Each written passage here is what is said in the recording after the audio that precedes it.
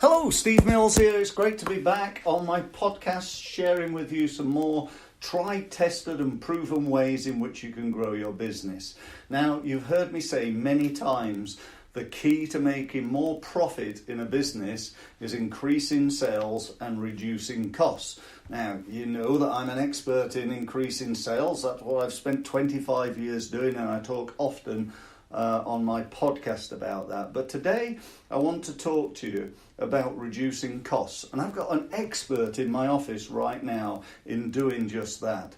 His name is Nigel Ward, and he's an expert in helping schools, local authorities and businesses to reduce costs. He's also the author of a book all about using less. So welcome to the conversation, Nigel, and thank you ever so much for your time. Hi, Steve. It's a pleasure to be here. Well, thank you. It's great to have you on my podcast. So, Nigel, what are your your top 3 tips that, whether you're running a business, a school, a local authority, what are your top 3 tips for helping people to use less, reduce costs, and therefore improve the profitability of a business, let's say? Okay, well, I think the important thing when we're doing this is to recognise that reducing costs is actually it's a time. It takes a lot of time. It's Sure. not something that you can do straight away, and you have to put time on one side. So the first point I would make is plan to do it. So actually say, I need to reduce my costs. And I think that's probably the main starting point. What we would do is we look at prices first, and then we look at consumption. Now, when we're looking at prices, what we typically find that businesses haven't put the time into cost reduction, because the fun bit is the sales. Everyone puts all their time into sales. That's what they want to do. But then if it's leaking out of the bottom, you're wasting a lot of time. So put some time on one side and say, right, I'm going to look at my key expensive costs. Now, if you're running a premises, it might well be utilities, it could be telephones, it could be photocopying. But say, right, I'm going to look at 1 or 2 things each week. And then start by looking at your prices. So you start by looking at your prices, but to do that, you need to talk to other suppliers. To do that, you need to know what you're spending, and you need to know what you want to buy. Now that sounds very basic, but if you send someone outside to buy a wallet, they can buy you any sort of any amount of money, and you have no idea whether you want it folded, whether you want to put notes, whether you want to be able to put change into it. So what I always say is think about that when you're specifying what it is you want. So when you're talking to someone, tell them exactly what it is you want. That way you can get a really good comparison between one company and another on their price. You might not take the cheapest, but at least if you've talked to 2 or 3 people, you get a feel as to whether you're paying the right price at the moment. I think your comment about knowing where you are as well is so important. If you ask me, I've been running my business for many years. How much do I spend on the telephone, on my telephone charges? And is that the cheapest? I go, well, to be honest, Nigel, I can't really tell you either, give you an answer to either of those 2 things. So as you suggested, it's about focusing on that and looking at the telephone or the heating or the whatever it is, and knowing where you are, and then doing a bit of work on how can you save, either by making less calls or getting a better deal on your phone, I suppose. Absolutely. And I think it's, price is very important, and you can do that first up. But actually what is more important is consumption. And it's actually understanding what you're using and how you can use less. And as you mentioned before, using less stuff is cost saving. At the end of the day, if you don't use it, you don't buy it, and therefore it costs you less. So think about whether you need things. Think about whether you need as much stationery as you have. And stationery is a classic example.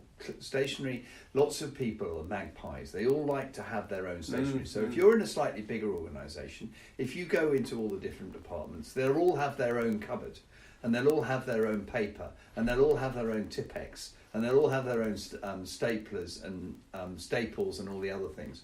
And actually, when you put them all together, you actually find out that you've got, in some cases, you've got same-day delivery for your stationery.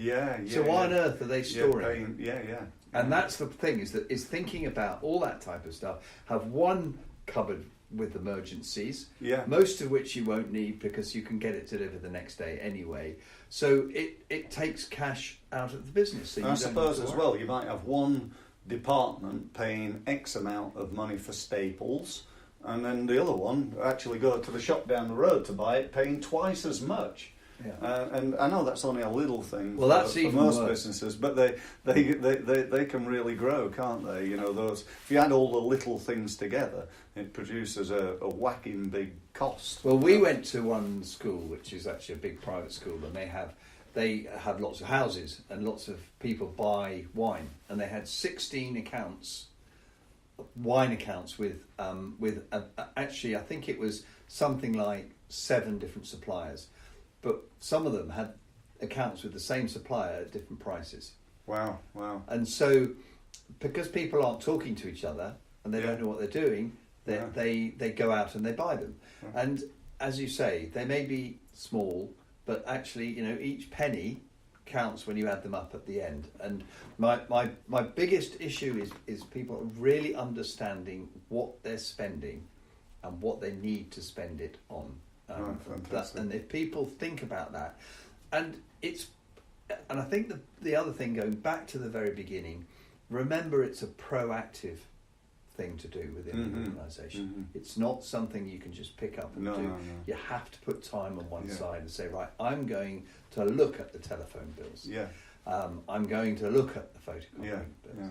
And watch out for photocopying, just as an aside, it's in the contract. Yes. That's where they're going to take you to the cleaners. It's in the contract. It's like when you buy a printer, you think, oh, that's a good deal. It's only, 80 quid for a new printer, and then you get totally trashed on the cost of the ink, don't you? Exactly. In my small business, I've definitely fell with that. Well, that's brilliant, Nigel. Thank you ever so much for those words of wisdom. If people want to get hold of you, because I know this is something you're an expert in, if you're running a school, local authority, business, whatever, and right now you're thinking, do you know what, we really need some help with this, what should they do? Well, the best thing is probably to email me on nigel.ward@thecostreductioncompany.co.uk, and any discussions about pricing, about new technologies for reducing your consumption on energy, like LED lights, solar, all of those areas we can just chat through and see if we can be of any help. Fantastic. Well, once again, thank you ever so much, Nigel. So, as ever, I always finish my podcasts by talking about there's no point sitting there listening to this podcast and thinking that was interesting. The only thing that's going to make any difference to you, your business, your local authority, or your school is when you take action. So, take action. Thank you ever so much for listening, and I look forward to speaking to you again next time. Thank you very much for listening.